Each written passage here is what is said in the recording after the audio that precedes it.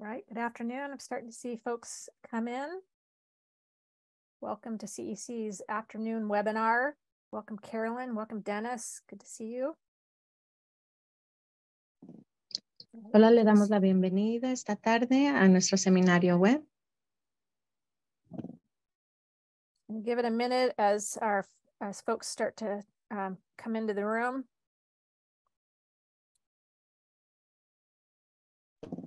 Vamos a esperar un minuto en lo que las demás personas entran. As you arrive, we would welcome you to drop your name into the chat so other folks can see that you are here. En lo que van llegando, les invitamos a escribir su nombre en el chat para que sepamos quién está aquí. Welcome, Ivor. Welcome, Frank. Good to see folks coming in.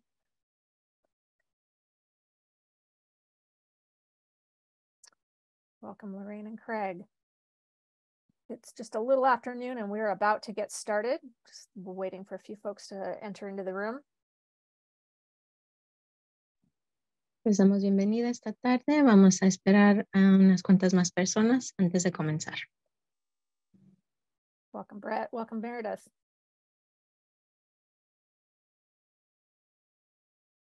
All right. Welcome, Nancy. I think we're about ready to get going.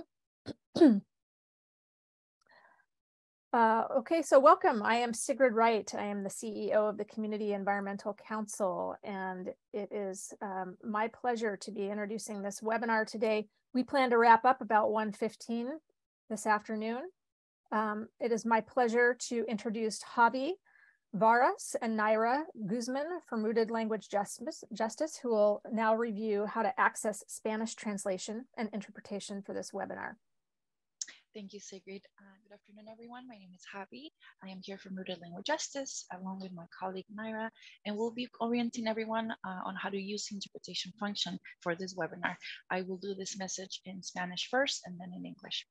Buenas tardes, mi nombre es Javi. Voy a ser una de las intérpretes esta tarde con mi colega Naira. La justicia del lenguaje es una práctica importante para el CSE y les recordamos que este seminario web será interpretado en inglés y en español. La función de interpretación ya está activada. Si están conectados de una computadora, van a ver un globo terráqueo en la parte inferior de la ventana de Zoom. Si están conectados de un dispositivo móvil como celular o tableta, van a ver un menú de 3 puntitos si deslizan hacia la izquierda, en la parte inferior también de la pantalla. Van a ver entonces, si hacen clic o tap ahí, van a ver la opción de interpretación de idiomas, van a seleccionar el canal del idioma que prefieren. Les recordamos que si no son bilingües completamente en ambos idiomas, inglés y español, necesitan elegir un canal de idioma. Les pedimos a los oradores que hablen a un paso moderado para que podamos captar lo que se comparta y que expliquen o deletren siglas la primera vez que se mencionan. Finalmente, esperamos que las personas que nos acompañan usarán el chat activamente, además de la función de preguntas y respuestas. Entonces, les pedimos que nos ayuden a traducir utilizando una herramienta que se llama DeepL, que ayuda para asegurarnos que sus comentarios y preguntas puedan ser entendidos en ambos idiomas. Entonces, cada vez que vayan a escribir algo en el chat o la función de preguntas y respuestas, por favor tradúzcanlo usando DeepL y peguen su mensaje en ambos idiomas en el chat. La traducción automática no es 100% exacta, pero nos ayuda a comunicarnos entre idiomas en este espacio. Gracias, y ahora voy a hacer el mensaje en inglés. Good afternoon, everyone. Again, my name is Javi. I am here from Rooted Language Justice, along with my colleague Naira, and we're here to interpret this webinar. Language justice is a very important practice for CEC, and so we remind you that we're here to interpret in both languages. In order to access the interpretation feature, if you're connected from a computer, you're going to see a globe at the bottom of your Zoom window. If you're connected from a mobile device, you're going to see a 3-dot menu at the bottom right-hand corner of your screen. You might have to slide to the left to see this. You're going to click and tap on these, and you will see language interpretation. You will select the language that you prefer. And we do remind you that if you're not fully bilingual in both languages, you do need to select the language channel. We want to remind speakers to please speak at a moderate pace so we're able to capture everything being shared, and please spell or explain any acronyms when they are first mentioned. Finally, we do expect folks to be very active in the chat and with the Q&A feature. So we ask for your support in making sure your comments and questions are understood in both languages by translating for yourself using the DeepL tool we are now dropping in the chat. Every time you are about to write something in the chat or the Q&A, please translate it using DeepL and paste your message in both languages. Machine translation is not 100% accurate, but it will help us communicate across languages in this space. Thank you so much, and we will now pass it over to the host, and we may begin to use the interpretation feature. Excellent. Thank you, Javi. You've been such a great partner, and we're greatly appreciate it. So today's webinar topic is the all-electric home, everything homeowners need to know. This is part of the Community Environmental Council's Breaking Up with Fossil Fuels webinar series. I want to thank you all for being here to learn how you can make upgrades to your home that will lower your monthly utility costs while also lowering the cost to our planet. And thank you in advance to today's speakers, Dr. Leah Stokes, who is the Anton Volk Associate Professor of Environmental Studies at UC Santa Barbara, and she is Senior Policy Counsel at Rewiring America. We'll be joined by CEC's Energy and Transportation Associate, Juan Lares.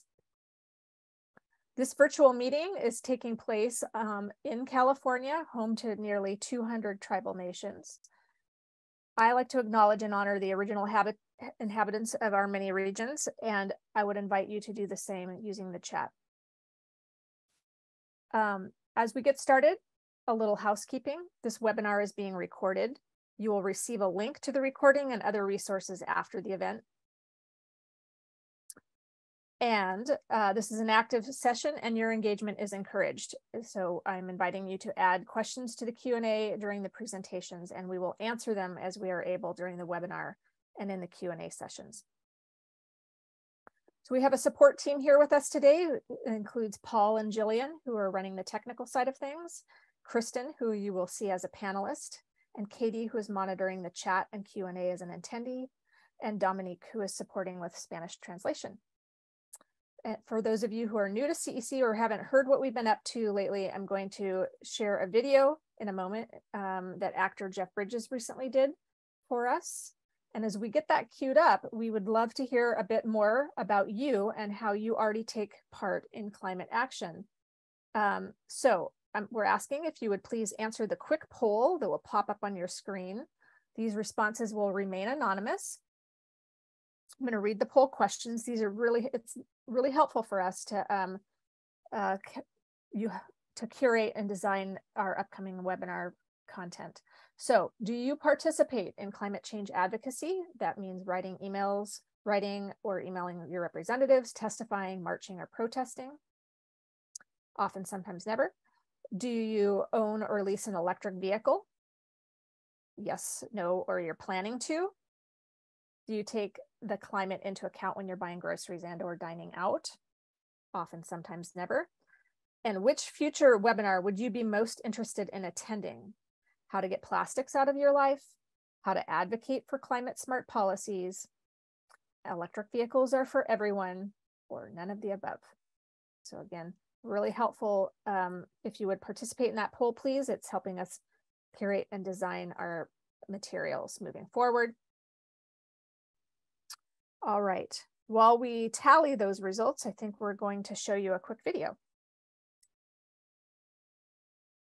Droughts, fires, mudslides, heat waves, these are the signs of climate chaos that threaten our homes, jobs, and very lives on the Central Coast. We are the Community Environmental Council, and we believe in a world where everyone is safe from climate chaos, no matter your zip code, your day job, or the color of your skin. We need everyone. Are you in? Join us at CECSB.org to end climate chaos now.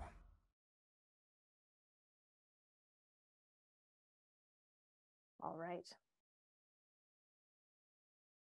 Thank you for that.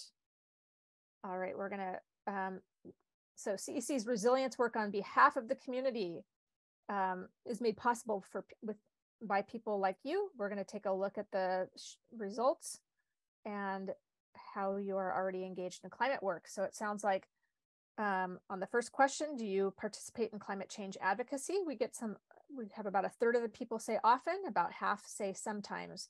So that's good. It sounds like we have some engagement there and maybe a little more work and some movement building that we can be doing. Do you own or lease an electric vehicle? A little over a third say yes.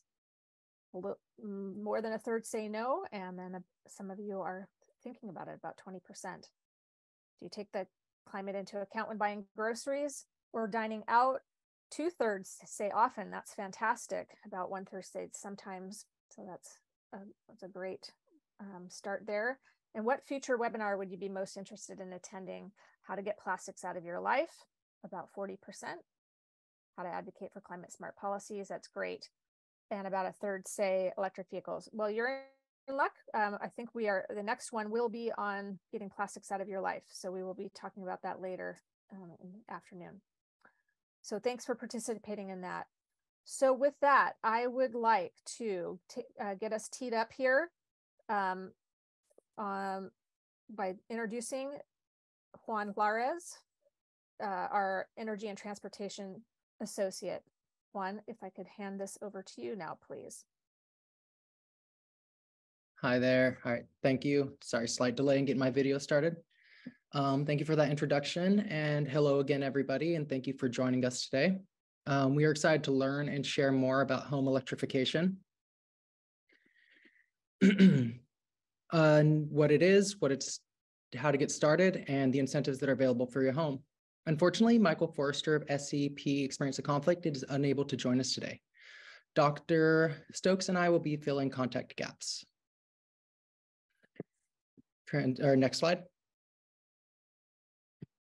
As mentioned, your home is a crucial part and opportunity of the clean energy solution.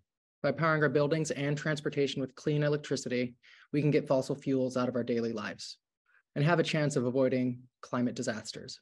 Efficient homes fueled by clean, renewable energy are an individual goal we are able to magnify the impacts of through directed collective efforts. Next slide. As an energy associate with the Community Environmental Council, it is my role and goal to find ways to bridge localized individual efforts to our global community. The momentum we create in our homes and neighborhoods, the actions we take, and conversations we have all contribute to the picture we paint of our global future. Electrification is a large-scale effort and one we can all take part in. To give us a detailed overview, Dr. Leah Stokes will guide us through the problem and opportunity that this time of transition presents, as well as share what resources are available beginning at the federal level. I'm very pleased to introduce Dr. Leah Stokes, Anton Vogt, Associate Professor of Environmental Studies at UC Santa Barbara and Senior Policy Counsel at Rewiring America. Thank you, Leah, for joining us today to share your work on electrification as a solution to the climate crisis. Oh, thank you so much for having me. It's great to be here. I live in Santa Barbara in the city, and yeah, I have recently electrified my home. I also work for an electrification nonprofit called Rewiring America. We are focusing on electrifying all the machines in this country that run on fossil fuels. It turns out there's about 1 billion machines in the United States alone that run on fossil fuels. And so that really is our mission. And that's exactly where everyday people can join in. And I'm also a professor at UC Santa Barbara, where I teach climate and energy policy. So I'm sure you're familiar with climate change, and given you're spending your lunch hour at an electrification webinar, you're probably in the weeds on many of these things more than the average person. Maybe not everybody, but maybe you've got a pretty good sense of the climate pollution problem. And it can feel kind of overwhelming, right? Because we can feel that pollution comes from so many different sources.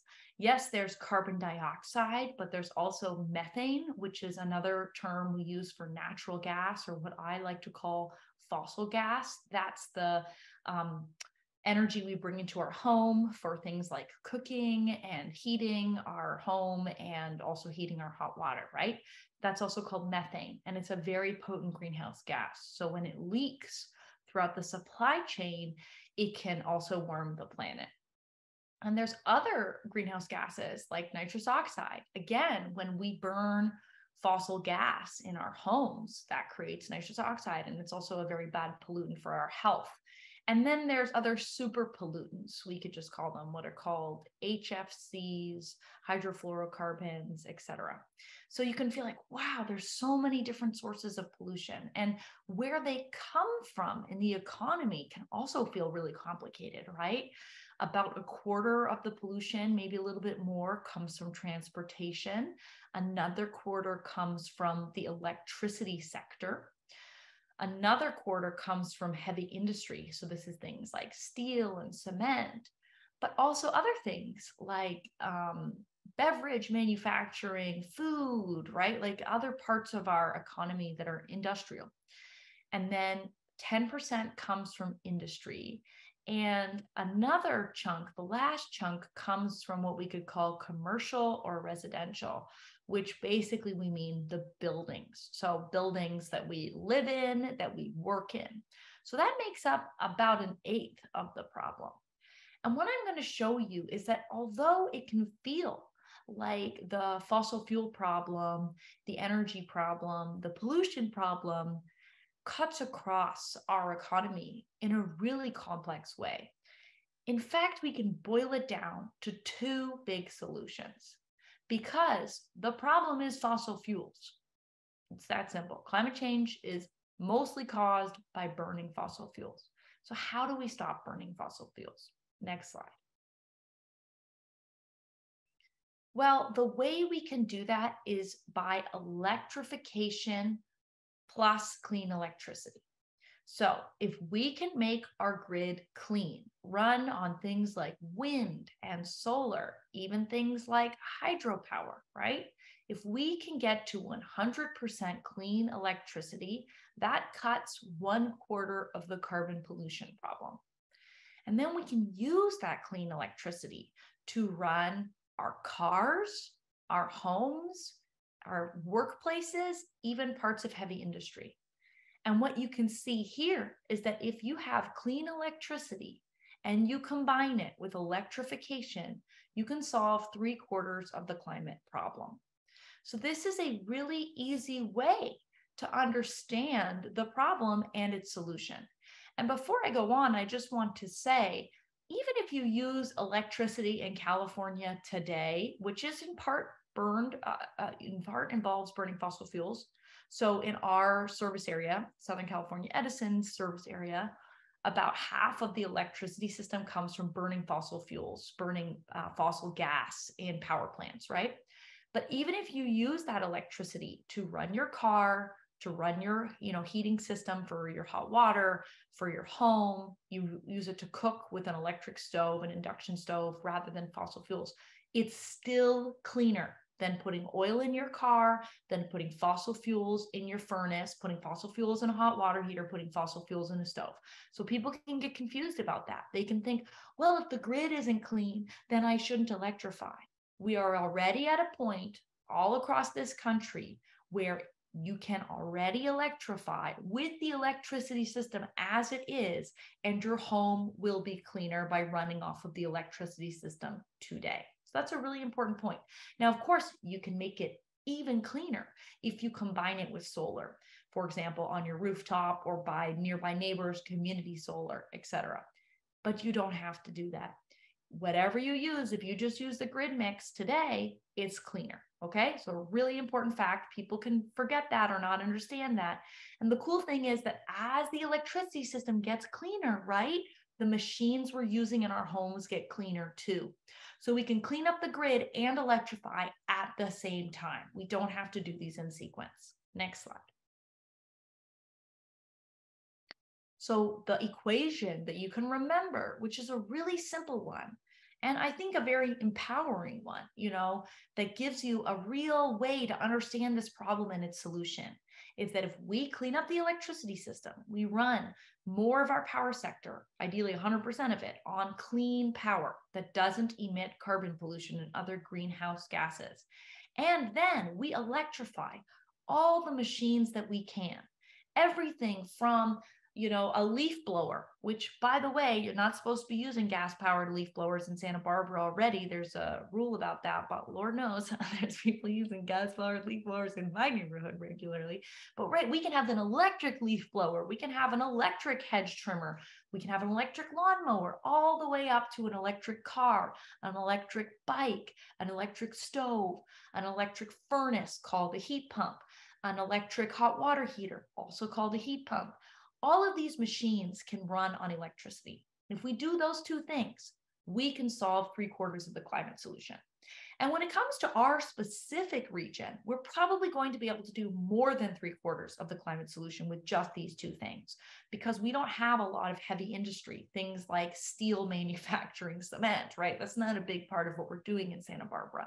So a big part of our pollution in this city, in the surrounding cities, like in Goleta, in the county, in surrounding counties like San Luis Obispo and Ventura, can be done with clean electricity plus electrification. Next slide. So right now, when it comes to our electricity system, if we look across this country, we get about 40% of our electricity from zero carbon sources. In California, we're at about 45%. Well, I should say in Southern California, Edison area. So on any given day, about 55% of our electricity in this area comes from fossil fuels, in our case, from fossil gas, and the other half comes from wind and solar, and about 10% from nuclear, from that last nuclear plant up in San Luis Obispo County, Diablo Canyon. So that is a little different than what the mix looks countrywide. We're a little bit ahead of the curve, but that is approximately what it looks like. And when we think about what we have to do, on the one hand, sometimes people say we have to get to 100% clean power by 2050. But that isn't really true, right? We see the climate impacts. We see that we're running out of our carbon budget, meaning the amount of pollution that we can burn to limit warming to 1.5 degrees or almost 3 centigrade or almost 3 degrees Fahrenheit. We're running out of time. And President Biden has also said that he wants to get to 100% clean by 2035. So in Santa Barbara, we're maybe about 50% there, sitting in the year 2023. You can see based on this curve that that's fairly on schedule, but we have to maintain a very aggressive pace if we want to get to 100% by 2035. Next slide. So this is what the electricity system looks like nationwide. It's not exactly what it looks like in our area, but it gives you a sense of it.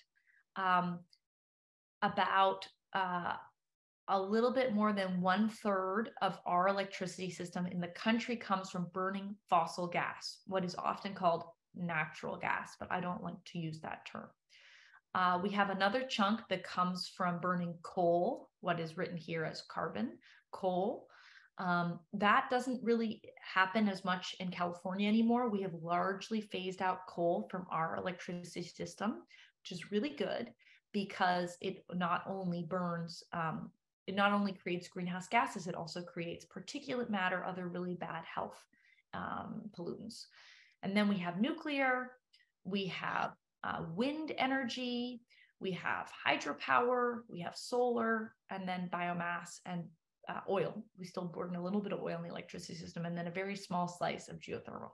So in Santa Barbara, our mix would be no carbon, no coal, a smaller chunk of nuclear, a much bigger chunk of solar. Actually, in our region, solar is bigger than wind, and a bigger chunk of gas. So gas makes up a little bit more than half of our mix. And what we have to do is get from this around 60% dirty nationwide, around 50% dirty in our region, to 100% clean by 2035. Next slide. So that's the first part that I just walked you through, cleaning up the electricity system. And I told you that even with today's electricity system all across this country, it still makes sense to electrify. That the car that you run, if you run it on electricity, is cleaner than putting oil in it. Interestingly, in Hawaii, their electricity system is largely made from oil. They bring oil, across the ocean on tankers, and then they burn it, which is not a very efficient way to make electricity. But even in Hawaii, if you run an electric car, even though you're burning the oil for the electricity system mostly, it's still better. So it is better. If anybody tells you that an electric vehicle with the grid being dirty today is not good, they don't know what they're talking about, because even in Hawaii, it's better. And then in Vermont, their electricity system is already 100% clean. And so plugging in your electric vehicle means that it has no carbon pollution, right? That's where we're headed in Santa Barbara. The cleaner we make our grid, the cleaner the electric vehicle gets. And that's the same for all kinds of machines. So we have to electrify everything that we can, everything that runs on fossil fuels, all the little machines that we operate as everyday people, we got to make them run on electricity. Next slide. So I like to say that you may not know it, but you run a fossil fuel power plant. What? On your watch, you're a fossil fuel power plant operator? How can this be? Well, you probably have a stove that runs on fossil fuels. You probably have a furnace that runs on fossil fuels, and you probably have a hot water tank that runs on fossil fuels. Now, I know I got a lot of, as we call in Canada, keeners. I don't know how we're going to translate that one into Spanish, but the basic idea is really excited people who want to do the right thing. So maybe some of you have stopped running a fossil fuel power plant, but you're here for this webinar. So maybe not yet. Maybe you're excited about learning how to do that. So what I'm going to teach you today is the basics of stopping being a fossil fuel power plant operator out of your home and running instead a clean operation out of your home. You can be an all electric, clean machine running person as opposed to a fossil fuel power plant operator. So let's go to the next slide. It's that magic, right? Everything red turned green. So you can move to an electric, or what we sometimes call an induction stove, which doesn't require you to burn fossil fuels. You can move to a heat pump, hot water heater, and a heat pump, HVAC, meaning heating and cooling system. And all these things are plugged into the wall outlet. And of course, you could also get an electric vehicle. You could also put solar panels on your roof, but I'm mostly going to focus on the direct machines in your home that are right now running off of fossil gas, natural gas, and how we turn them into electric machines. Next slide. So I just on Wednesday of last week, so less than 1 week ago, and I believe yesterday the gas company came and took my meter, although I didn't see it happening. So as of last week, I have a fully electric home. It actually happened earlier, but the last step in fully electrifying your home is you have to call up the gas company, SoCal Gas, and you have to say, hello, I no longer want to pay you money. Can you please stop charging me money? And also, will you come and get the meter? So I only got around to doing that on Monday of last week, a week ago. And so they only stopped billing me on Wednesday because it takes 48 hours. And then they come a few days later and take the meter. So if you are going to go through this process, that's the end of the line. So I just finished that. And so how did I do that? Well, I got a heat pump hot water heater. The folks at the CEC asked me to take pictures standing next to my machine. So I look like a model here. I don't generally look like that, but there you go, selling appliances. I have a hot water heat pump, which is a tank that uses electricity to heat water rather than using gas. I'm standing in the second picture next to a heat pump. A heat pump is an efficient machine that can both heat and cool your home without any fossil fuels. And the cooling piece is really cool, so to speak, because so many of us in Santa Barbara are dealing with the extreme heat, right? Santa Barbara County has warmed more than the rest of the country. We've warmed around 2 degrees centigrade already, right? Well, the rest of the planet has warmed about 1.2 degrees on average. So we're warming way faster. And people have experienced this, right? We've been through all these heat waves here. Santa Barbara is an area, these counties, Ventura as well, where we didn't need air conditioning in the past. And now a lot of people would like it and want it. And the cool thing about a heat pump is it gives you air conditioning at the same time. So you should not buy an air conditioner. What you should do is buy a heat pump. And a heat pump will both heat and cool your home. And I also am standing here next to my induction stove, but you'll notice that there's actually 2 induction stoves here. And especially for the renters, the first little machine sitting on top of it is an induction cooktop. This is a machine that doesn't cost very much money. I think you can get them for like $40, $60, $100, and you can plug it into an outlet and you can try it out. So if you want to try out induction or you're a renter, you can get one of these. They're really affordable. I was doing it before my home was electrified. I just got a cooktop, and then I actually built in an induction range. And then I have behind me electric stoves, basically, in like electric ovens. So I no longer have a gas range. Next slide. So it turns out that there are machines all across this country that run on fossil fuels. And we can forget what those machines are, right? So there are the furnaces in our homes. A lot of us have these homes with gas. Some parts of the country also heat with oil and propane, not as much here. Or there's also homes that heat on electricity already, but they use what's called electric resistance. This is a kind of electricity heating that is very inefficient. That's going to cost you more money. So if you heat with electric resistance, you want to move to a heat pump, because a heat pump is a really efficient way to heat, so it'll lower your energy bills. We also, of course, have ovens and stovetops that run on gas. And of course, we have cars that are in our driveways that run on oil. Dryers. I had a gas dryer here in Santa Barbara. Maybe some of you have one too. And I moved to an electric dryer. I also, of course, just have racks where I dry my clothes just outside. But I also need a dryer for things like towels and sheets and things like that. Underwear, socks. A water tank. We have a lot of water tanks, hot water tanks in this country that run on gas. And they're actually one of the best things to move to electric, because it's so efficient to use an electric heat pump. You'll probably save money if you switch to that. And then, of course, we've got the really, really, really big machines that pollute, called power plants, right? These are gas power plants, coal power plants, and they put out a lot of pollution. So there are the utilities that operate, they're big fossil fuel power plant operators, but all of us are kind of like mini fossil fuel power plant operators just from our homes. And we want to change that. We want to switch out these machines. Next slide. And the thing is that these machines last a while, right? So if let's say hot water tank dies in the middle of the night and you want to take a hot shower in the next week, you want to replace that, right? And you might just replace it with another fossil fuel machine because, oh my gosh, you got to get this thing done. So sometimes it makes sense to actually plan in advance to replace these machines before they die, because otherwise you could have a contractor come to your house and say, no, you just got to put in another gas machine. And then what you're doing is you're locking in pollution, in that case, for something like 10 years, 8 to 12 years. But for other machines like a furnace, a space heater can last 15 to 30 years. And when we think about how we're sitting in the year 2023, right? We can't really afford to be replacing these machines with other fossil fuel machines because they're going to be around for a long time. So we want to be proactive. We want to be planning to replace fossil fuel machines with electric machines before they fail in the middle of the night. At least in Santa Barbara, we could probably go without a heater or air conditioning for a week or two in most cases, right? You could use a wall heater, for example. I had to do that when I was electrifying my home for a week or two.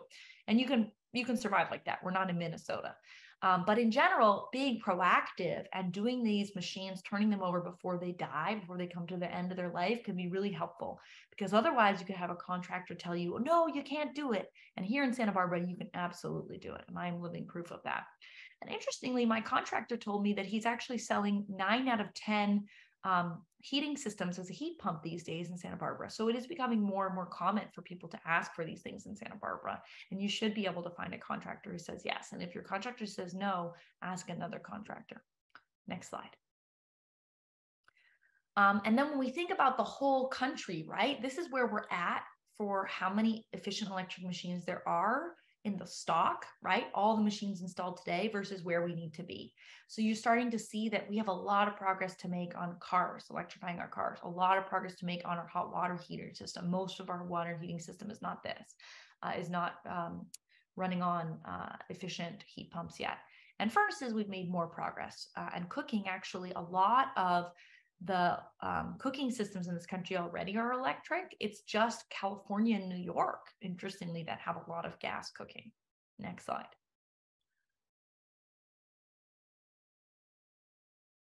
So we've got 1 billion machines to electrify, and we've got no time to waste. The cool thing is that there's not 1 billion Americans, right? There's fewer than that, which means that every single one of us has some machines that we can electrify. And this is a really powerful way that we as everyday people can make a huge difference on climate change. Next slide. So last year, Congress passed a law called the Inflation Reduction Act. It is a big package of money that's going to help everyday people make these changes.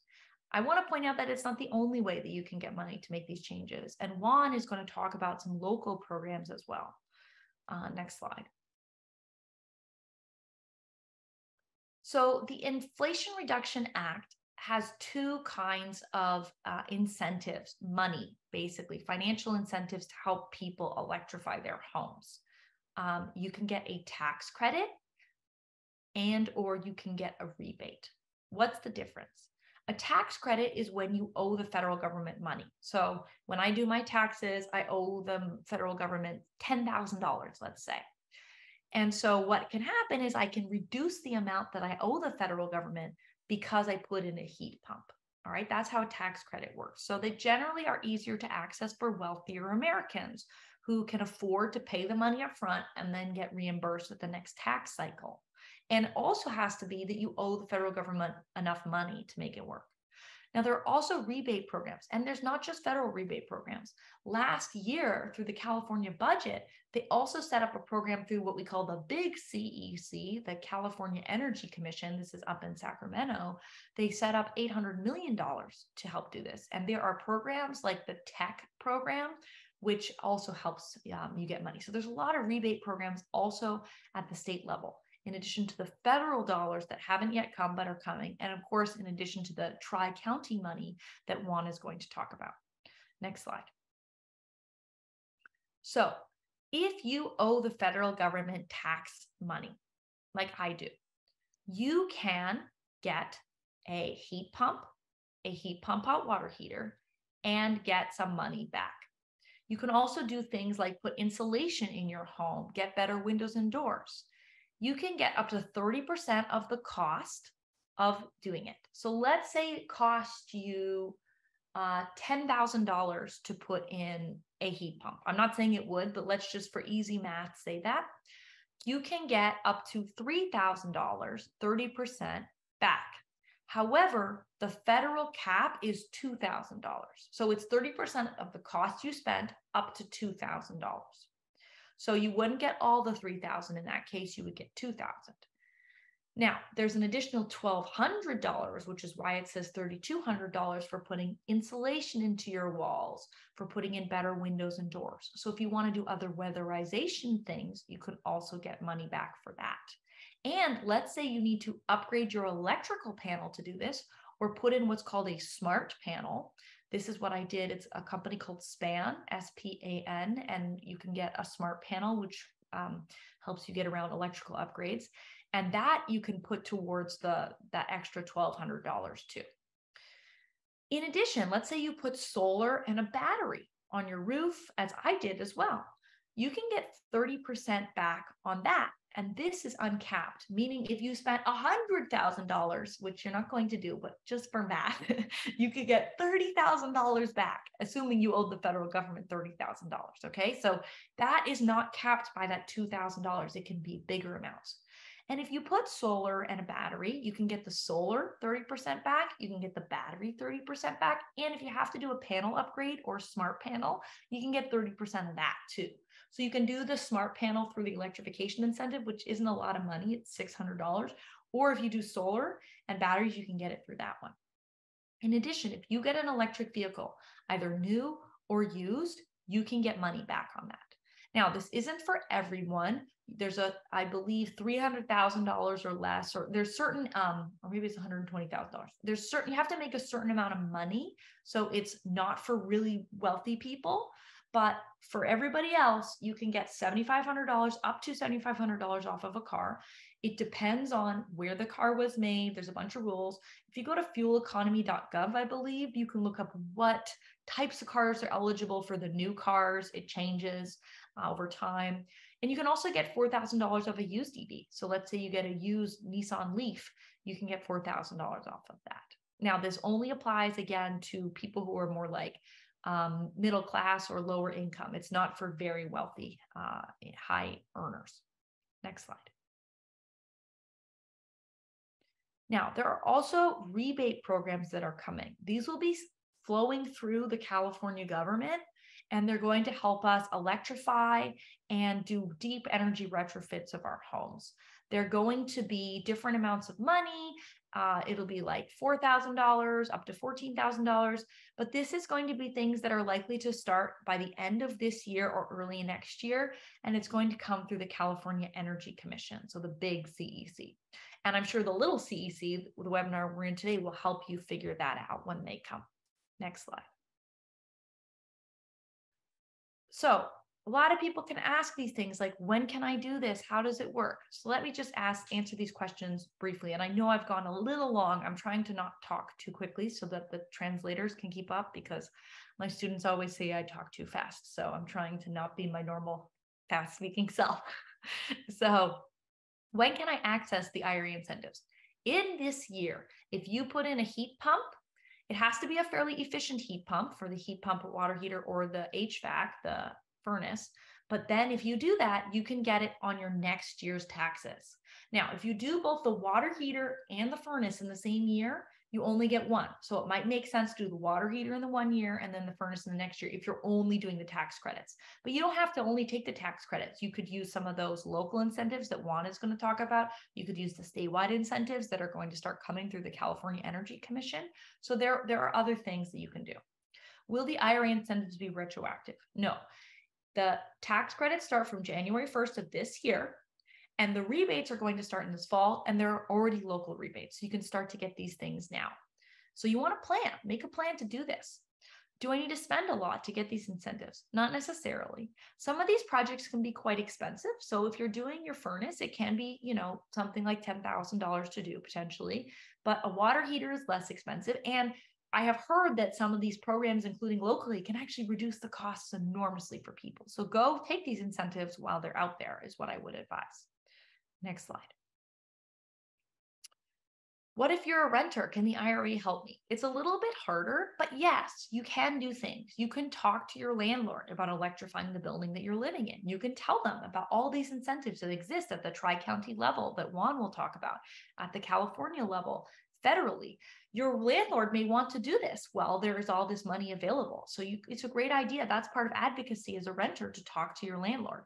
There are programs, for example, in our area for multifamily, and some of these electrification and efficiency rebates are going to specifically be targeted to multifamily. So that can be a really great opportunity for your landlord.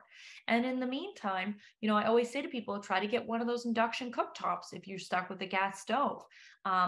Get a dryer rather than using a dryer. Get one of those ways to just hang your clothes out. A lot of people will send me a little toaster oven picture that they're using rather than using their gas oven. And before I had electrified my home, I was doing these things too. I would dry my clothes rather than using my gas dryer. I would use a little toaster oven rather than using my gas oven, and I would use an induction cooktop. So there are ways that you can do it.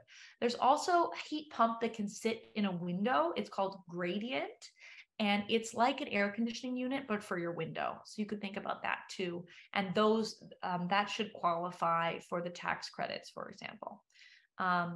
And can you do other electrification incentives in addition to what's in the IRA? It says probably, but I think the answer is yes. And we're going to learn more about the local ones in a moment. Next slide. If you want to talk to other people about this, as for example, I'm doing right now, what should you say to them? Maybe you've already electrified your home and you just decided to come to this webinar anyway, or when you do it, how do you talk to other people about how to do it? Well, you can tell them the tax credits are available now. The rebates are coming at the national level, but there are already rebates at the state level, like the TECH program, TECH, like our local tri-county program, 3C REN. So there are ways that you can get money off. you can tell people that they can make a plan to get electrification ready. The Rewiring America in the next couple of months is going to actually launch a tool on our website where you can type in your address. It'll pull information from the internet and make a guess about what are the machines in your home to electrify and help you think through that. We're also going to be launching a consumer website in the next week or two that actually helps people talk through, like, okay, I want to get a heat pump, hot water heater. How does that work? What do I need to do? Do I have to upgrade the wiring? All the nitty gritty stuff that I haven't gotten into today. So rewiringamerica.org has lots of cool places that will help you make a plan, help you support other people making a plan, and talk to your friends about electrifying. You know, if you've done it, share your experience. A lot of people are really excited about this. I made a video, for example, and put it on YouTube and not YouTube. I put it on Instagram and Twitter last week. So that was my idea of talking with my friends as well as doing this webinar. Next slide. If you want to see how much money you could save or get, like all these numbers I'm throwing at you, it's confusing. You can go to the calculator at rewiringamerica.org. And the next version of this will be a local planning tool, which will start to bring in some of the other incentives at the state level, at the local level. But it can just give you the sort of like at a glance sense of how much money you can get. And a lot of folks have used this. And it's the kind of thing that if you want to share it with other people, you can do that too. Next slide. So what can you do today? You can go on rewiringamerica.org and calculate how much money you can get federally. But of course, you're going to listen to Juan and all the local money you can get, which is in some ways even better, to be honest. You're not going to wait for the federal rebates. You're going to get going with the local money. You're going to plan how you're going to actually do it. Make a plan. What are the machines I have in my home? Maybe go on rewiringamerica.org if you don't know, like, oh gosh, what is a hot heat pump, hot water heater? Do I have to do rewiring? You don't actually have to all the time. There's now a one that can plug into a normal outlet. And just so you know, for example, I have had an electric vehicle since 2017, and I didn't have a charger at my house until now. I just plugged it into the wall outlet. So, you don't have to necessarily do all these rewiring things. Sometimes for the heat pump HVAC system, you have to do that, but it's not for every machine. So I just wanted to sort of flag that. And then start making a budget, figure out how you're going to buy the machines, how you're going to get incentives locally from the Tri-County, or how you're going to use your tax credits, or how you're going to get statewide programs through the State Energy Office, the California Energy Commission, and then start doing it. Maybe you're going to do one machine next year and then another machine the year after. Maybe you're worried about the hot water tank breaking in the middle of the night because it's really old. So you're going to start with that one, and it maybe is a little bit less, and then you're going to go from there. Next slide.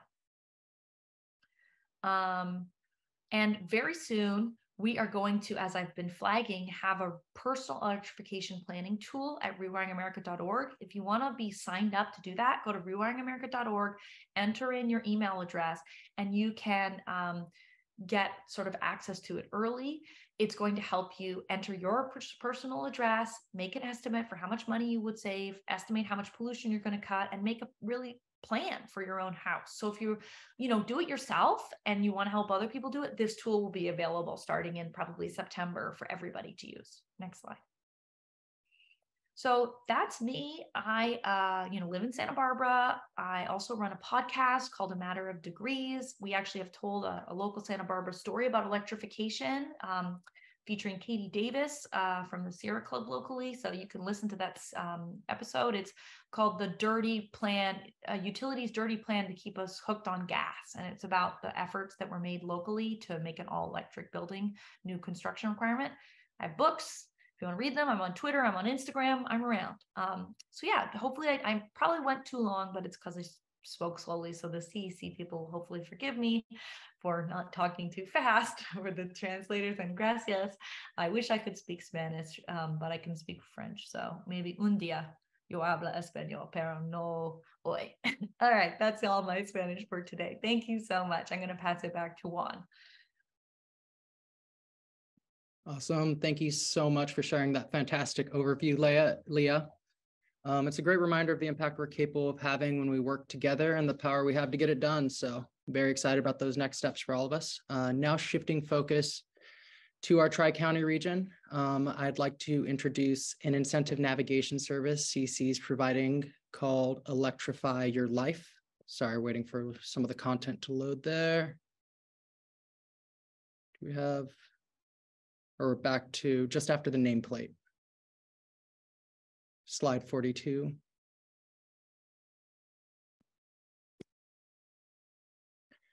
Well, there was a title page, shows you our logo. We're calling it Electrify Your Life, and we'll share that at the end. So do not worry, you'll not be missing out on too much. You'll get a second chance. Coming back around to this slide. So Electrify Your Life is CEC's solution to a good problem that we have. We have an opportunity and incentives available. So with this abundance of funding opportunities, it can be difficult to know what is available, when and how to access these funds. Getting started can feel intimidating, and without personalized guidance, it's easy to find yourself lost in a maze of incentive information. Next slide. In our role as your tri-county community-based organization, our mission is to support the health of our planet and community.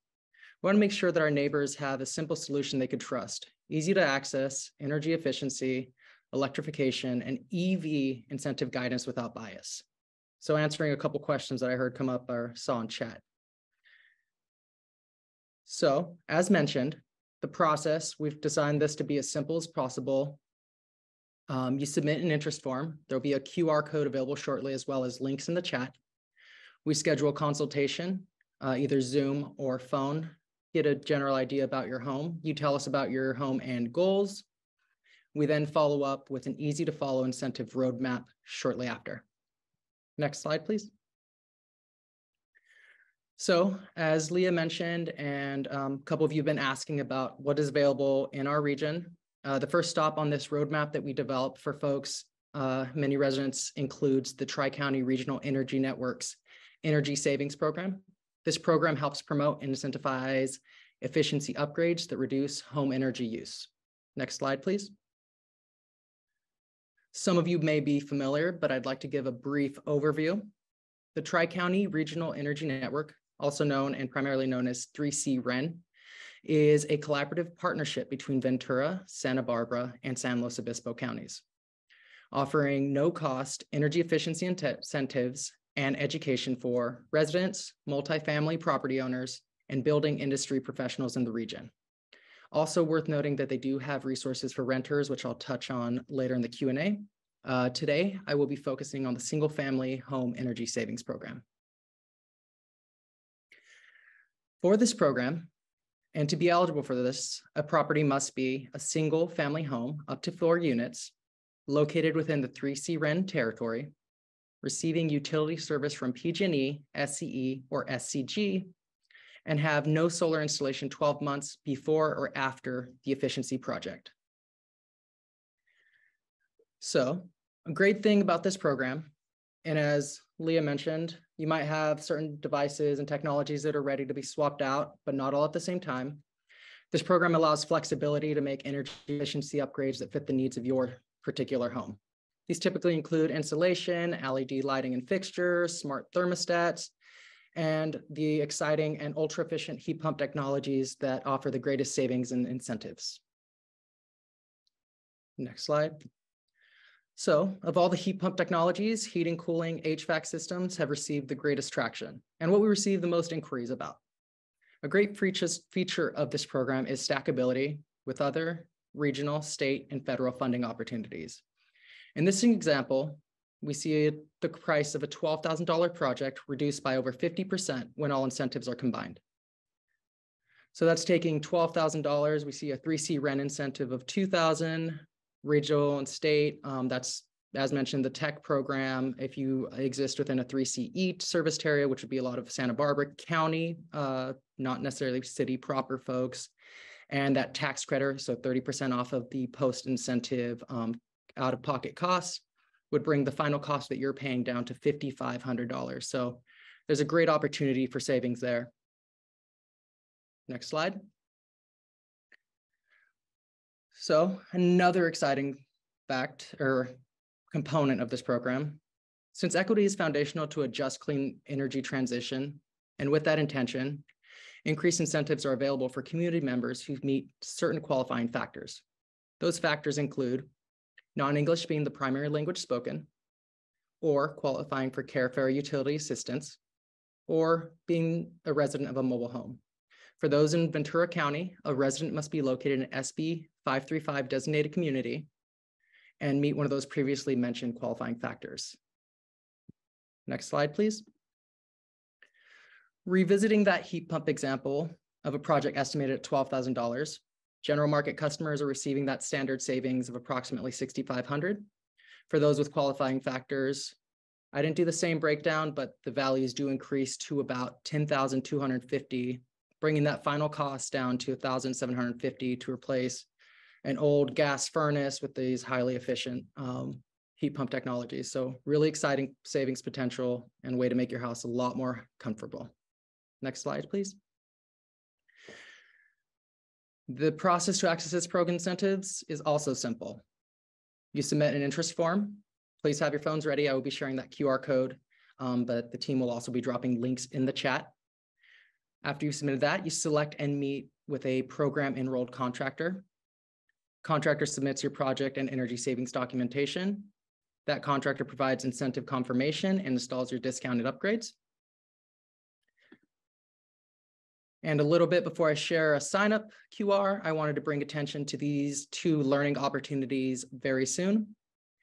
To learn more about all things heat pump, heating, cooling, and that's the technology, selection, sizing the right system for your home, please go ahead and scan the QR code on the left. And on the right-hand side, we have a great opportunity for multifamily property owners, or perhaps interested residents who may have a good relationship with their multifamily property owner. Scan that QR code on the right, and we'll be able to see an example of a local multifamily property that was upgraded and access these incentives. All right, last slide before we transition to our Q&A. I want to leave you with next steps for your electrification journey. Nice and easy start. If you are a Tri-County resident ready to submit a 3C REN interest form, please take a picture, scan the QR code on the left. That'll bring you into their resident interest form. If you are a Tri-County resident with any additional questions, or if you'd like to learn more about what opportunities are available on your electrification efficiency, and I stressed this for a couple of those questions I saw in the Q&A, EV goals, scan the QR code on the right.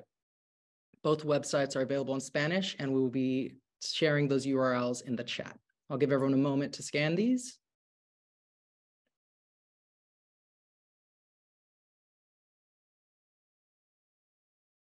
Awesome.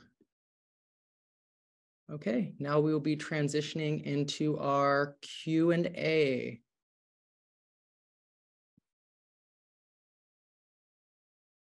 Let me take a look in here. Let's see if any questions come to the top. Apologize for the delay. And then if you see anything that comes to the top of the list, Leah, go ahead. I'm just working through the Q&A myself. Well, while Juan is looking through, I'll just say it's an amazing resource to have the Community Environmental Council here to help walk folks through this. You know, so many people come to me, they say, how do you find a contractor? You know, I have this particular thing. My home is heated with water, you know, like radiant heating, where the system runs through radiators essentially, or in floor heating. And, you know, you need a basically dedicated heat pump hot water heater in that instance. But having this resource is amazing. And so if I were you, I've already electrified my home without a lot of incentives, just running off into the wilderness alone. But you don't have to do that. You can work with the Community Environmental Council, and that's amazing. This is like concierge service. So I just really want to encourage folks to take Juan up on the links that he shared and those resources, because we have over 100 people on this call today. And if everybody took these actions, if everybody, you know, helped a neighbor do it, or a friend, or got a multifamily building to do it, my gosh, we would really be making progress. And I just want to say that the county actually is having a meeting today as to whether or not they should reduce their goals for their climate targets. And, you know, I obviously say no, do not do that. But imagine if we all took action, then the county wouldn't have to say like, oh, we can't make it, because we would make it happen. So just really want to empower everybody to use this amazing resource of the Community Environmental Council to help you navigate and get all this money to make it affordable. That's super exciting. All right, so I do see one question, something that I have had come up in my inquiries and not quite 100% sure on. but worth bringing to attention. There are a couple of folks who are curious about the hard water situation and the tax, or how taxing that can be on our heat pump water heaters, or water heaters in general. I have heard folks saying that they have started incorporating some water softeners or something to kind of ease that. Is that anything you had to acknowledge or in your installation? Yeah, I mean, I needed a water softener no matter what. In fact, in the middle of my, I made an ADU in my home, and I also electrified my home at the same time. And my plumber was not the best and didn't put a pressure regulator in at the same time. And so it blew out my water softener, interestingly. So for a few weeks, my water softener wasn't working. And this has nothing to do with electrification. It's just the joys of renovating a house. And during that time period, I watched, the hard water build up very rapidly, for example, just in the dishwasher. So for a lot of our appliances, not just for our electrification appliances, the hard water is a challenge here, and you may need a water softener. And I certainly need one at my house. Otherwise, it would break my dishwasher, for example. So yes, it is probably the kind of thing you need to think about, but you probably need to think about it not just because you're electrifying your house. Awesome. And then I do see another one coming through about how do you function when the power goes out? So of course, I heard in your case, you do have a battery backup system with your solar on your home. Yeah. So I have a battery, and I think pretty much with the new net metering incentives, and I think also the pretty low quality power in Santa Barbara, having a battery is really awesome and helpful, because what happens is the solar system islands your property essentially. And so I had a power outage about a month ago, and it didn't go out. And, we had a bad power outage in Montecito just 48 hours ago, I think. So we clearly don't have great power quality here. So having a solar and a battery really helps. But I'll say for induction cooking, there's new stoves coming out. They don't quite exist yet that actually have batteries embedded in the stoves. There's a company based in Oakland called Channing Street Copper that's making one. There's other companies as well. So, people are basically embedding batteries in these machines. And eventually, in the short term, your car, if it's an electric vehicle, will be able to do vehicle to home or vehicle to grid, meaning you're going to have a giant battery in your driveway with your electric vehicle. So, it is something that can come up for sure, but personally, I haven't had problems with it, although I have a battery. So that does help with this thing. And I think in the medium term, we're going to have the batteries in our cars be able to provide some of that resilience too. Perfect. And I know that, with increasing, fossil fuel rates or costs, of course, there's uncertainty in any future. I do see a question regarding a payback period, kind of wondering with this transition on any technologies, say we're just switching out a furnace to heat pump on that end, what would... So California is actually one of the hardest places to get a good payback on electrification. I still think we should all do it. But that's because our electricity rates are very high, and our gas, so we just pay very high electricity rates. But it's really complicated, right? Because different people pay different electricity rates. So if you're on a lower tier electricity rate, the payback period is better. And in addition, there's a process going on right now called income-based fixed charges. Good luck to the translators on that one. Basically, what it means is they're going to change the electricity rates so that we pay larger fixed charges and less volumetric charges. And this will make electrification payback very fast. So if you only look at this moment in time, you might be like, oh my gosh, my bills could go up. But you have to remember that SoCalGas, the gas company, has currently proposed huge rate increases. And we're going through an electricity restructuring right now through the California Public Utility Commissions, through the income-based fixed charges, that's going to make electrification have a good payback. So it's very hard to know in this exact moment, but my hypothesis is that we're going to get a place where within the next year, 2 years, where electric will be cheaper. And if you have solar already, then that also changes the calculation. So it's a very hard question to answer. You may find that in year 1 or 2, your bills could go up, but it really depends on if you're paying high tier prices for electricity, as some people are, and how much you're using these machines. But in the 2nd year, 3rd year, 4th year, with all these other changes happening statewide, that's not going to happen. Your bills will go down. It's just going to be hard to see that because you're not going to be paying the gas bill anymore, which is going to be much higher, and you will be paying the electric bill. So it's a very complex moving situation in California, but I still think you should electrify electrify, because it is going to be cheaper in like the 2-year period. Perfect. And then I have with these incentives, right? Like, I mean, it's like magic getting all this money, and that might not exist in 2 years from now. yeah. Fair. Yeah. So it's taking advantage of those incentives while they're here and we can access them. So that quick access. And I have two that I was going to answer very quickly, both for Lorraine and Nancy, kind of building off. They're both solar related. So Lorraine asked, are local regional incentives for heat pumps, et cetera, available for residents that already have solar? To answer your question, yes, they are technology and efficiency based, not tied to solar. Nancy asked why one of the CEC rebate requirements, it's actually the 3C REN requirement, is to not get solar the year before or the year after. A major part of this program is that it's set up to monitor, well, based on your baseline usage, they want to see an energy reduction. So once you're bringing solar and putting that on the roof, you're going to have another source that's kind of offsetting their calculations.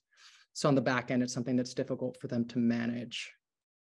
And then I'll pick really, I gotta agree with that person. That's a little, but like, these things are expensive too. So in practice, a lot of people spread it out. So maybe go for the electrification route and think about solar maybe a year or two later. And you can also do solar leasing programs, community solar programs. I think we're going to see, I'm working on solar projects also in Santa Barbara. I think we're going to see a lot of solar and batteries coming in the next couple of years. So if you front load your electrification and then do solar in a little bit, I think that's fine too. I'd have to agree with that. Everything that I'm saying, when folks are kind of torn between the two, I'm like, start swapping out those appliances and you can work with, Santa Barbara Clean Energy. You can work with 3CE. I know that we have CPA here in Ventura. You're able to work with these clean sources of energy. So it's really a great opportunity. Yes, I totally agree. And somebody said, repeat the name of the window heat pump. It's called Gradient. I will put it in the chat. It's a company. And yeah, the thing is, the electricity system is going to get cleaner. We've got like literally organizations in our community working on that. And so you can be part of that for sure by putting solar on your roof, but other people are going to do that. No one else is going to get rid of your gas furnace except you. No one else is going to get rid of your gas hot water heater except you, or your gas stove. Like, these are your responsibilities and your great blessings to the world. So I would say, like, this is a direct reduction of fossil fuels and nobody else is in charge of this. You run that power plant, right? Versus the electricity system, other people are kind of in charge of that stuff. So you can help out by doing solar. But the thing you can really do is electrify the appliances in your home. Perfect. Well, thank you so much for sharing. And thank you, everyone. I apologize for not getting through. We had a fantastic amount of questions come through, but definitely know that CEC is a resource for any of these and be sending these our way. We'll be transitioning now into our takeaways and closing. All right. Fun. Great job, Leah. Thank you so much. And I really want to thank you all for the great engagement, and the question and answer and chat was very vibrant during this webinar, and you all took care of each other. I saw a lot of folks asking questions and then other folks stepping in to help answer. Some of them were our teammates, but we also did a lot of crowdsourcing. So thank you. We do apologize that there were questions we were unable to cover, and we will share answers to many of these in our resources toolkit email, which you will receive in the next few days. That will include a recording of the webinar. And we'll make sure that you have everyone's contact who spoke here today in case you want to follow up. So if you would please, could you take a moment, help us learn from these webinars and share in the chat what were your biggest takeaways from today. And as you do that, I'd like to give a round of thanks. I want to thank you again, Dr. Leah Stokes. I want to thank Javi and Naira from Rooted Language Services. I want to thank Juan from CEC staff. Fantastic job, all of you.